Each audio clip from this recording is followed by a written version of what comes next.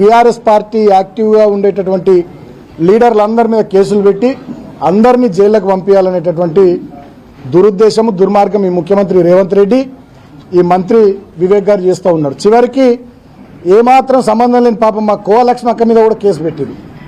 ఇంతకంటే అన్యాయం ఇంకోటి ఉంటుందా? ఇంత జరిగింది. చివరికి నన్ను జైల్లో పెట్టిర్రు. జైల్లో పెట్టినా కూడా నన్ను వదలలే. నన్ను బాగా దోమలున్న రూమ్లో పెట్టిర్రు. నాకు మంచినీళ్ళు చక్కగా ఇయ్యలే, భోజనం చక్కగా ఇయ్యలే. నాకు రెండు రోజుల పాటు గొంతు నొప్పి వస్తే ఇప్పటికి కూడా నా త్రోట్ ఇంకా సెట్ కాలే. నాకు చక్కగా ట్యాబ్లెట్లు ఇయ్యలే. కొంచెం ఫీవరిష్గా ఉంది అంటే వచ్చి చూసే పరిస్థితి లేదు. ట్యాబ్లెట్లు ఇవ్వరు, డాక్టర్లు వచ్చి చూడరు. మొత్తం దోమలు. మేము 7-8 మంది ఆ రూమ్లు ఉంటే 100-150 దోమలు.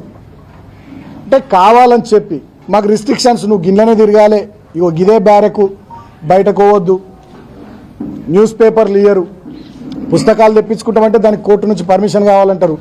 చలి బాగా పెడుతుంది, ఇబ్బంది అవుతుంది అంటే దుప్పట్లు ఇయ్యరు.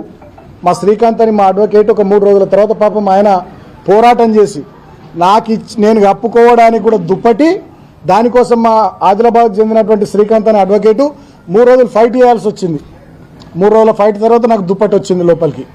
అంటే ఇంత దుర్మార్గంగా, ఇంత పైశాచికంగా వీళ్ళు వ్యవహరించారు ప్రభుత్వ పెద్దలు.